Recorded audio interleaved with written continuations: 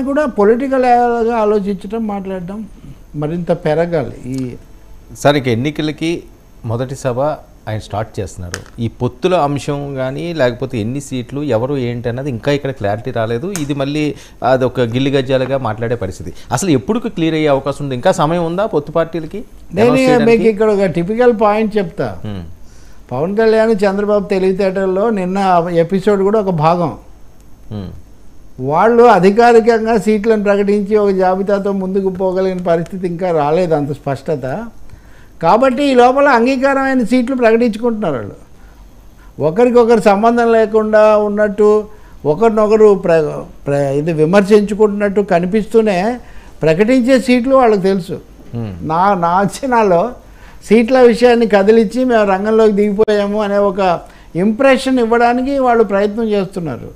అది ఇప్పటికే ఏం తెగదు, 2-3 రోజులు ఏం తెగదు. బహుశా ఏమైనా ఫిబ్రవరిలో ఏమైనా పెట్టుకోవచ్చేమో ఈ కార్యక్రమం. మీరు ఈరోజు వాస్తవంగా ఉమ్మడి ప్రణాళిక ఏదో ప్రకటించారు. అవును, ఉమ్మడి ప్రణాళిక ఆలస్యమయ్యేటుందని నిన్న పవన్ కళ్యాణ్ ఆ పని చెప్పారు. అందుకని మీరు కొన్ని ప్రకటించండి, మేము కొన్ని ప్రకటిస్తాం. బోండా అన్నారు కదా, ఉమామేశ్వరరావు ఏమని 4 ప్రకటిస్తే కూడా ఇబ్బంది. చంద్రబాబు కూడా ఈరోజు కొన్ని ప్రకటిస్తారు.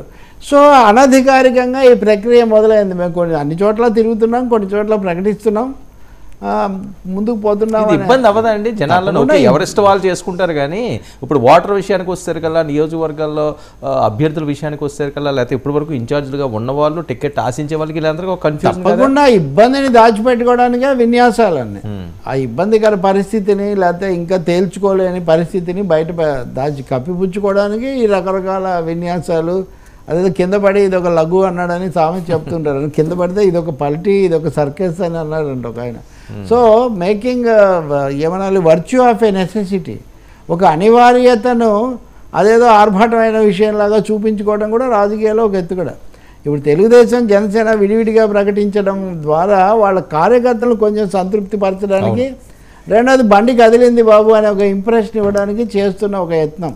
ఎందుకంటే వాళ్ళు వైసీపీ లిస్ట్ కోసం ఎదురు చూస్తున్నారండి. ఉన్నమాట చెప్పాలంటే వైసీపీ ఎక్కడెక్కడ ఎవరెవరిని పెడుతుందో, ఏ కులవాన్ని పెడుతుందో, ఏ డబ్బు గలవాన్ని పెడుతుందో చూసి ఎదుర్కొనే వాళ్ళని పెట్టాలి, లేకపోతే మనం దెబ్బతింటామని.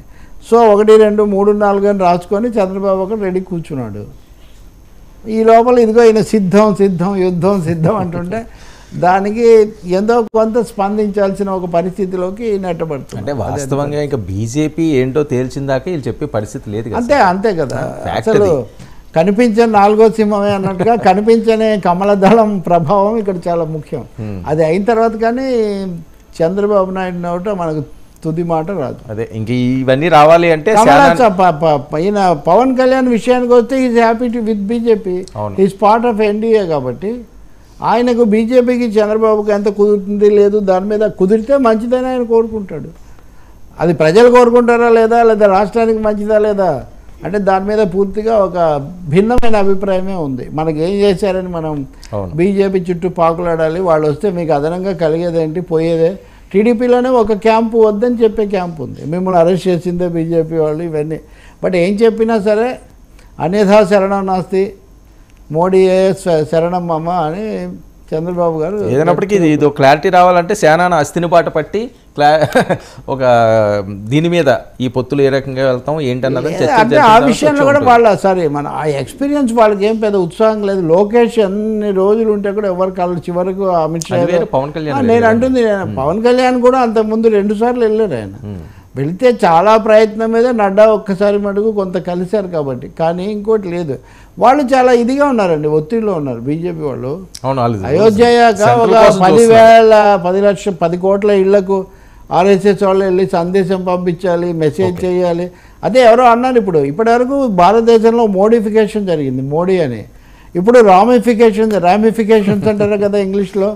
సో ఇప్పుడు రామిఫికేషన్ కాదు, రామిఫికేషన్, మోడిఫికేషన్ టు రామిఫికేషన్. మొదటి 2 ఎన్నికల్లో మోడీ రామిఫికేషన్ ఎక్కువ చేయలే, అప్పుడు మోడిఫికేషనే, ఇప్పుడు రామిఫికేషన్. దాని మధ్యలో ఈ ఏపీ చిన్న విషయం వాళ్ళకు. Right sir, okay, thank you so much Ravi గారు. ఇది frankly with Telakapalli. Stay tuned to 99 news.